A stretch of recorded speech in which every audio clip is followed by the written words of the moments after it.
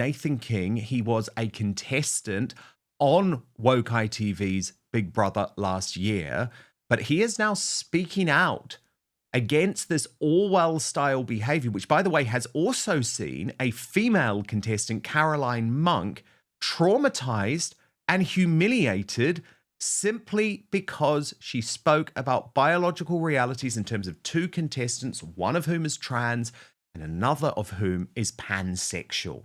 So, Nathan, you obviously have lots of experience with this, but you somehow managed to navigate it. What happened when you were in the house? Were you very conscious of the fact that if you went off the woke script or spoke too much about your politics or what you thought, that there was a chance you could be booted out in the same way that George has been, or humiliated in the same way that Caroline Monk has been? That's a fair point. I think they seem to have got so much worse over the last 12 months. Last year, I think they almost got it close to being right last year. We had a good group of people. Yes, we had a lunatic who glued herself to roads and we clashed, but I came out of that quite well because I put my point across and they gave me an opportunity to do so. I think right from the get-go this year, it's clear there has been an agenda.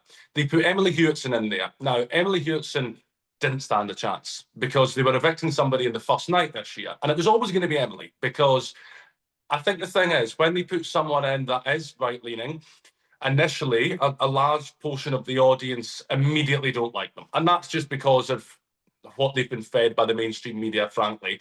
But Emily wasn't given that chance to allow the audience to warm up to her. So she was booted out on the first night. Then you had Caroline, who was shamed. And I felt so bad for Caroline because when you're in that pressured environment as well, she had the cameras around her. And obviously she had the backlash in the house. She was then formally warned by Big Brother for her comments, which were just reflecting biological reality. The contestants she was talking about, whatever they want to identify as and call themselves, they are a woman and they will always be a woman. So to humiliate her, to give her a formal warning, and she's obviously thinking on the outside, well, this is me done. They're going to get me out. They're going to boot me out or whatever's going to happen. It was such a worrying, dangerous thing. I thought it was dangerous because what it's basically telling young, impressionable minds at home, no, do not speak the truth. Do not reflect reality. Go along with what we tell you to. And that seems to be what this series is about. They're pushing an agenda.